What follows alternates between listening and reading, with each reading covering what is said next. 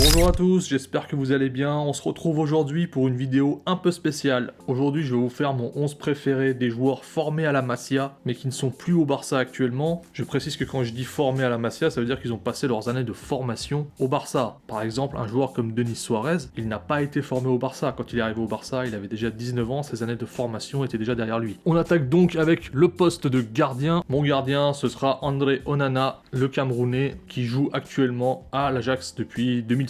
Il est champion des Pays-Bas, il est demi-finaliste de Ligue des Champions. C'est un joueur qui est arrivé au Barça à 14 ans. Avant ça, il était à la Samuel Eto'o Academy au Cameroun et il va rester au Barça jusqu'en 2014. Il va rejoindre à 18 ans les jeunes de l'Ajax et ensuite il passera pro. On passe ensuite à la défense. Donc sur la ligne de défense, je vais essayer pour que mon 11 soit cohérent d'avoir un mix de joueurs jeunes et de joueurs expérimentés. Pour les défenseurs centraux, je vais commencer par Marc Bartra. On le connaît bien puisque au-delà d'être formé au FC Barcelone, il a joué plusieurs saisons en équipe première au Barça. Il a débuté avec Guardiola et il est resté jusqu'au temps de Luis Enrique.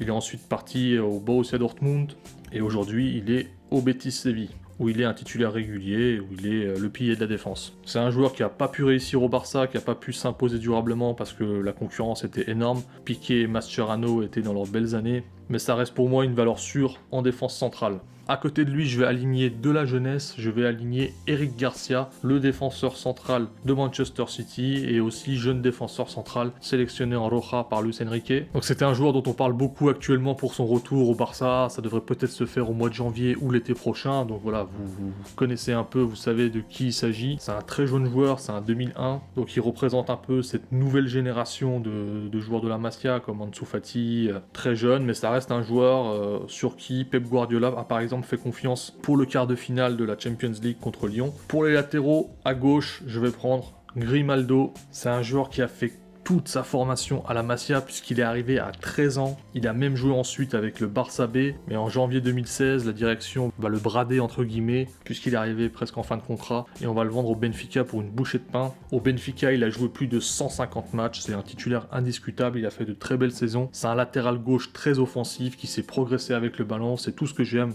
Pour moi, il est titulaire indiscutable ici. Pour le poste de latéral droit, je vais aussi prendre un pur produit de la Masia. Un gamin qui est arrivé au Barça à 8 ans. C'est un gamin qui est né à Barcelone, tout simplement. Il va faire toute sa formation au Barça jusqu'à ses 16 ans, donc. Et à l'image d'un autre Massian avant lui, Cesc Fabregas, il va lui aussi se faire shipper à l'âge de 16 ans par Arsenal et il va partir pour l'Angleterre. Vous l'avez compris, il s'agit bien sûr d'Hector Bellerin. Arsène Wenger lui fera rapidement confiance, il s'imposera là-bas. Évidemment, sur ce poste de latéral droit, on aurait pu penser aussi à Adama Traoré qui joue parfois en piston droit, mais je préfère privilégier l'expérience. On arrive donc au milieu de terrain, on va commencer par le poste de pivot puisque mon équipe joue en 4-3-3. Mon pivot sera évidemment Thiago Alcantara et il aura le brassard de capitaine dans mon équipe. Je vais pas en faire des tonnes dans cette vidéo sur Thiago Alcantara, vous le savez, à l'heure actuelle c'est un des meilleurs milieux de terrain au monde sur ce poste là. Quand il prend le ballon, il est quasiment impossible de le presser et de lui prendre le ballon. Il bonifie ses ballons, il fait des superbes passes, il fait des superbes contrôles à la prise de balle, il peut quasiment éliminer son adversaire juste sur son contrôle. Il vient de gagner la Champions League et de faire le triplé avec le Bayern Munich et il a signé à Liverpool. Donc ensuite mes milieux relayeurs.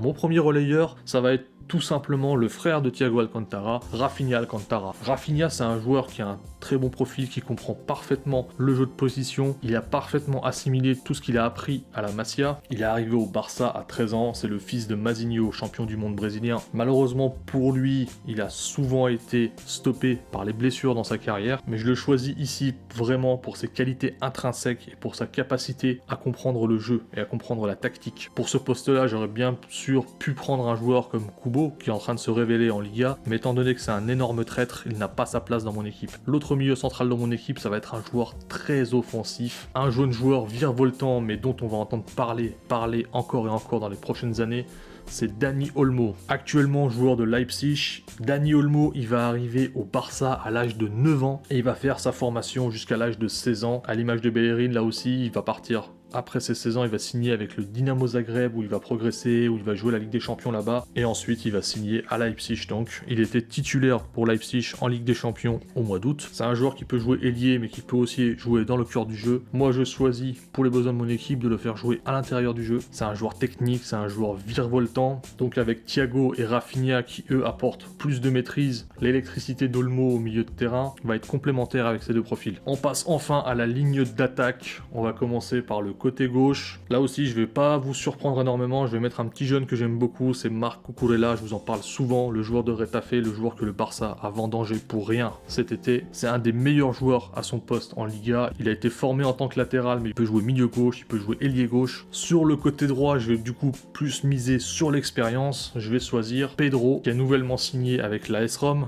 Je vais pas en faire des caisses sur Pedro, puisque vous le connaissez, il a joué pendant de longues années au Barça. Enfin, en numéro 9, là aussi, je vais choisir un joueur confirmé, un joueur qui a déjà marqué beaucoup de buts dans un grand championnat, parce que je pense que le poste de numéro 9 doit être confié à ce type de joueur. Donc ce sera Mauro Icardi, l'attaquant actuel du Paris Saint-Germain, mais qui est passé par la Serie A et qui a marqué énormément de buts là-bas. Évidemment, avant d'arriver à l'Inter et avant de passer par la Sampdoria, Mauro Icardi était à la Masia, il est arrivé à 15 ans, il est parti 3 ans après. C'est un joueur qui est énormément critiqué actuellement au Paris Saint-Germain, mais moi je l'ai choisi dans mon 11, c'est surtout pour les années où il a passé à l'Inter et en Serie A où il a marqué énormément de buts et il a mérité sa place de numéro 9 dans mon équipe. Voilà donc globalement mon 11 de départ. Évidemment, il y avait des joueurs comme Gérard Deulofeu, des joueurs comme Mounir El Haddadi, des joueurs comme Kubo dont j'ai parlé, ou Adama Traoré que je n'ai pas sélectionné pour diverses raisons parce qu'il faut faire des choix dans le 11. Mais en tout cas, il y a de quoi faire. Moi je trouve que mon 11, il a de la gueule, il est offensif et honnêtement, avec une équipe comme ça, dans n'importe quel championnat européen, tu joues au moins le milieu de tableau. Voilà, n'hésitez pas à me donner votre 11 à vous. Je rappelle la règle uniquement des joueurs formés à la Masia et qui ne sont plus au Barça actuellement. C'est à vous, ciao.